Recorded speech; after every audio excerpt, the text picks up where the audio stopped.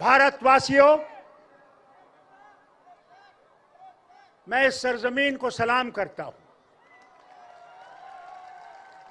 ये वो सरजमीन है जिसने आजादी के वो बुलंद नेता पैदा किए जिन्होंने अंग्रेजों को यहां से भगाया।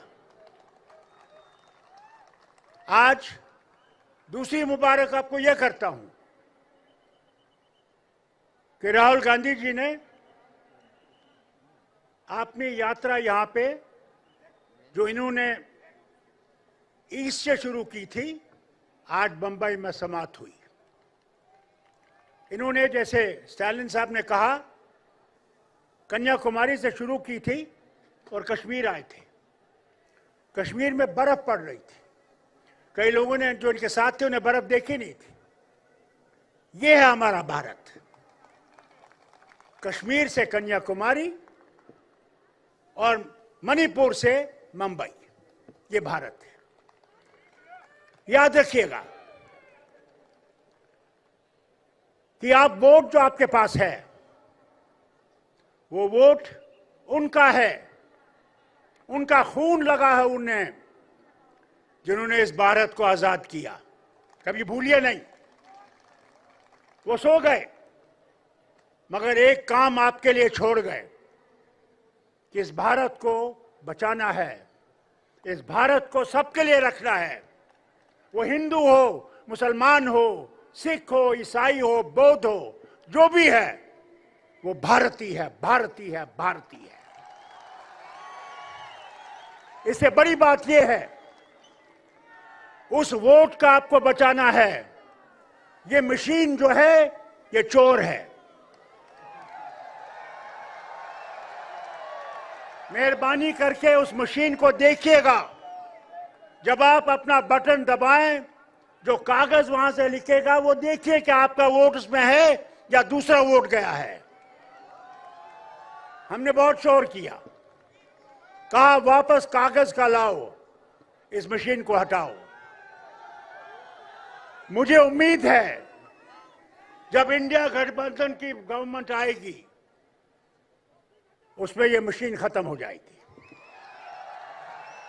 और दूसरी बात होगी कि इलेक्शन कमीशन जो है वो आजाद हो जाएगा, वो मुक्त हो जाएगा। उसमें वो लोग होंगे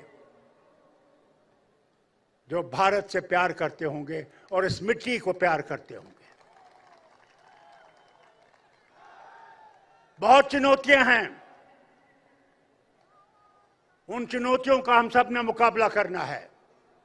जितने भी लीडर यहां बैठे हुए हैं,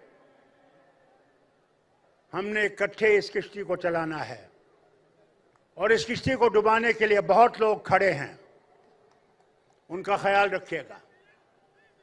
मगर अगर इंडिया मजबूत रहा और हम लोग सिर्फ ये सोच के निकलें कि हमने भारत को बचाना है, यहां के आईन को बचाना है, यहां के इंसान को बचाना है, तब सब कुछ ठीक होगा। आज फिर से मैं मुबारक करता हूं राहुल को और इसकी उस सारी टीम को जिन्होंने भारत को आज देखा है। दिल्ली में बैठ के भारत नहीं दिखता, भारत गांव में जाके दिखता है, जैसे इन्होंने देखा। इन्होंने उनसे गले लगाया जिनसे कभी किसी ने गले नहीं लगाया होगा। समझ लगे उनके पास है क्या, कहां पहुंचे हैं। भाई लोगों, आज मैं पूछता हूं आपसे, वो जो तेल है, डीजल हो या पेट्रोल हो, उसकी कीमत कितनी है? आज जरूर ने 2 रुपए कम किए हैं क्योंकि इलेक्शन आने वाला है। गैस का सिलेंडर कितना महंगा है? आज 400 रुपए कम किए हैं, इलेक्शन आने वाला। जो ये इलेक्शन अगर ये आ गए तो खुदा ही जाने ये सिलेंडर कहां पहुंचेगा। आपके खाने की तेल की कीमत पूछिए अपनी मां से, बहन से, बीवी से। उसे पूछिए कि सब्जी की कीमत क्या है, कहां पहुंच गए हम।